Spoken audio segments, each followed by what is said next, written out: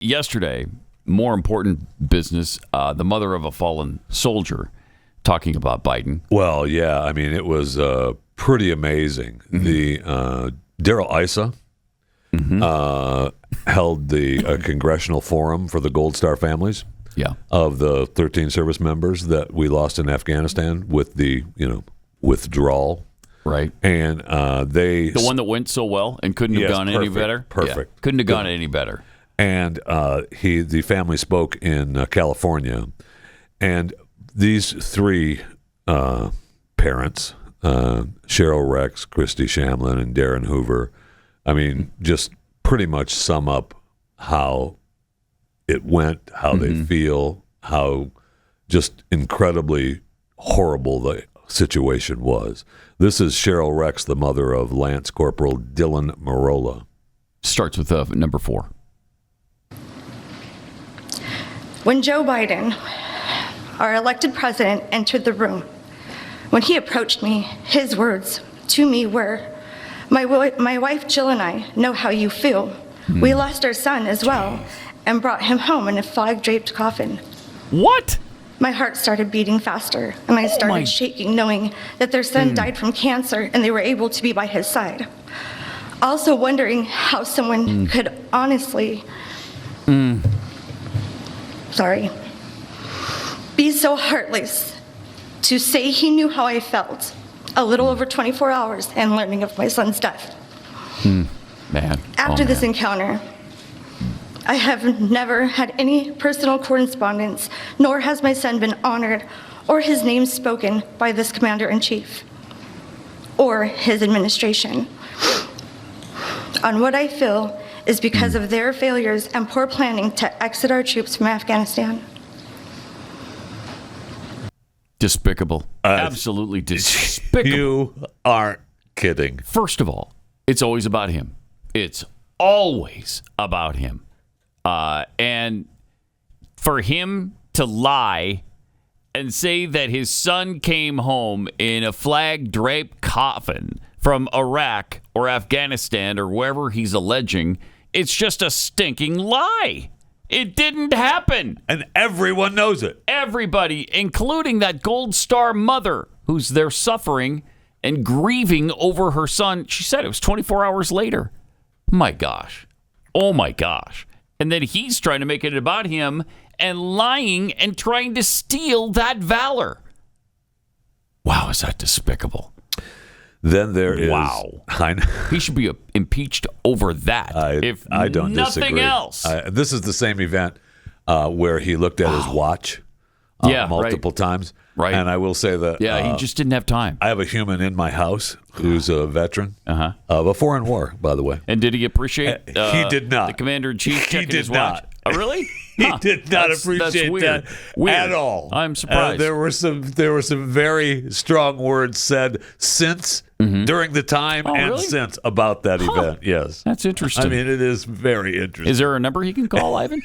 He would love to call it. I'll tell you that. Oh man, your father-in-law is a Vietnam veteran. Yeah, and so he's not stealing anybody's valor. No, he's got not. his own. He's got his own. And the vets are the ones who, have to bear the brunt of this guy's disgrace more than anybody else. I mean, and it's absolutely disgraceful. Wow. Okay, so the mother-in-law of a fallen soldier talked about Biden. Christy Shamlin talks about the ultimate disrespect here. She is the mother-in-law of Marine Sergeant Nicole G. I live every single day knowing that these deaths were preventable. My daughter could be with us today. And that wasn't just one decision. It was many decisions. Many times over, it could have been stopped.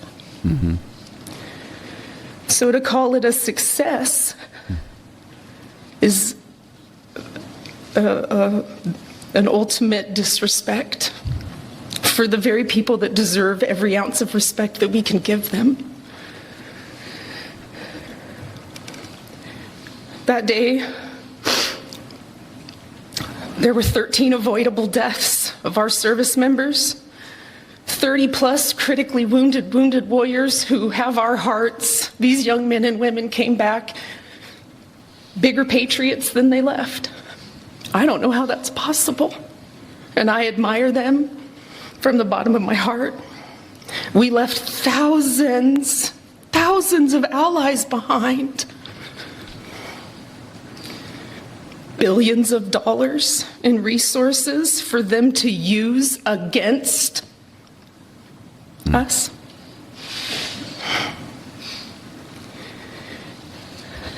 This was not a success. Heartbreaking. It sure is. That just tears you up. Sure is. Then There's no words there. Darin Hoover, the father of fallen Marine Darin T. Hoover, has some choice words for the entire administration. To have the ambassador to Afghanistan changed out midway through all of this should be a huge red flag. Why was that done? Because the prior ambassador was not on board with the decisions being made and the way it was being handled? If that's the case, then something needs to be done. In closing, I'm calling out Secretary Blinken, Secretary Austin, General Milley, General McKenzie, Lieutenant Colonel Whitehead, who could not give the order to the snipers to take out the bomber before he detonated his vest, and ultimately the president. Do what our son did. Be a grown-ass man. Admit to your mistakes. Learn from them so that this doesn't happen ever again. You all need to resign immediately. Our sons and daughters have more integrity in their little toes than every one of them combined. You owe it to our families here today, to the other Gold and Silver Star families that have gone before, and most of all to the veterans who have given so much for this country so that we have the freedoms that we enjoy today. Thank you. Sadly, there will never be any responsibility taken for what happened in Afghanistan during that withdrawal. Sadly, he will not ever fess up and be a grown-ass man. way. He won't. He's not going They to. already said that it went perfectly. Couldn't have gone any better. Couldn't have gone any better. From my perch, remember who was, what's his face from the Pentagon? From my perch, everything was perfect. What a kick in the teeth to these Gold Star families.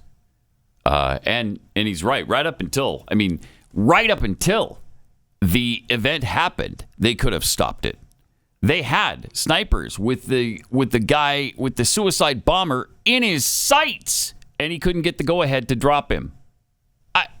It's unbelievable. It is. I mean, one screw-up after another. It didn't have to happen, ever. And they could have prevented it right up to the last minute and didn't. And there's never been 1 ounce of responsibility taken by this guy who claimed that the buck was going to stop with him, that he was going to take responsibility. Oh, okay. And not once since he said that has he ever done it. Nope. Quite the opposite, in fact. He's blamed everything that's happened ever since on others. Every time. Single time. Every time. And then claims that things are going great when they're not. It's wow. But that's where we are. That's where we are in America, with the worst leadership we have ever had in this nation. Whew. I mean, if it weren't for the Nazis and several communist regimes, these would be the worst leaders in world history. I mean, but only because there hasn't been genocide in this country can I let them off that hook. But they're the worst we've ever had, that's for sure. They're the worst we've ever had. And that includes Jimmy Carter. And that includes Barack Obama. And that includes even what's-his-face, Woodrow Wilson. as far as I'm concerned. Just the worst, the absolute worst.